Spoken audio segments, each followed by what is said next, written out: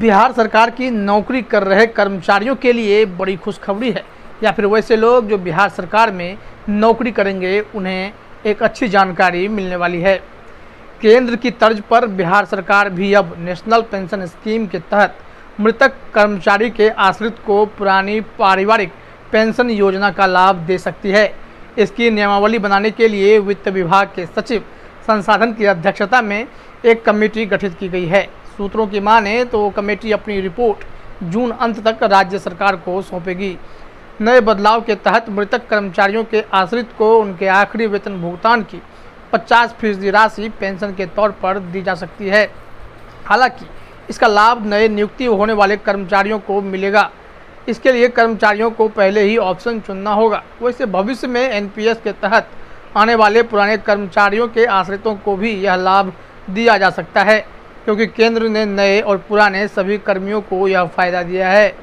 गौरतलब है कि केंद्र ने एनपीसी के तहत आने वाले कर्मचारियों की मृत्यु होने पर उनके आश्रितों को पुरानी पेंशन योजना के तहत मिलने वाली पारिवारिक पेंशन देने के लिए पेंशन नियम में संशोधन किया है। आपको बता दें कि स्टार्ट में नए कर्मियों को ही लाभ दिया जाएगा। वहीं नियमावली बनाने के लिए कमेटी गठित कर दी गई है। बताया जा रहा है कि इस महीने में ही राज्य सरकार को रिपोर्ट सौंप दी जाएगी। कोरोना संक्रमण के कारण केंद्र सरकार ने अपने कर्मचारियों की सेवा शर्तों में कई बदलाव किए हैं। ऐसा ही एक बदलाव पेंशन से भी जुड़ा है। मौत होने की स्थिति में अब पेंशन पाने के लिए 7 साल की न्यूनतम सर्विस की शर्त ही रखी गई है। पहले प्रावधान था कि पेंशन पाने के लिए किसी भी स्थिति में 10 साल की सेवा जरूरी है, लेकिन अब मौत होने पर पारिवारिक पेंशन के लिए 7 वर्ष की सेवा की शर्त रखी गई है।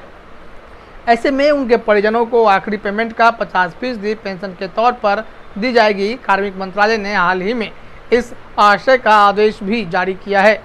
अगर किसी कर्मचारी की मौत हो जाती है तो उसके आश्रित को 7 साल तक बेसिक का 50% और महंगाई भत्ता बतौर पेंशन मिलेगी। 7 साल के बेसिक का 30% और महंगाई भत्ता भी मिलेगा। यानी अगर किसी कर्मचारी की मौत के समय बेसिक 50,000 है तो आश्रित को 25,000 और महंगाई भत्ता 7 साल तक मिलता रहेगा।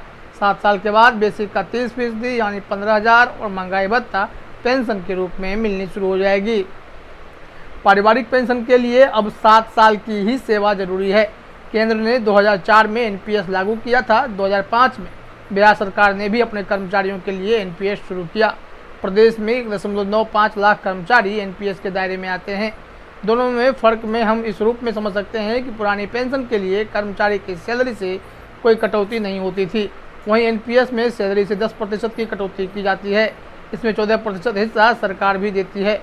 पुरानी पेंशन योजना में जीपीएफ की सुविधा होती थी, लेकिन एनपीएस में यह नहीं है। पुरानी पेंशन योजना में रिटायरमेंट के समय की सैलरी की करीब आधी राशि पेंशन मिलती थी और हर 6 महीने में महंगाई भत्ते का लाभ दिया जाता था। लेकिन एनपीएस में ऐसा कोई लाभ नहीं मिलता है।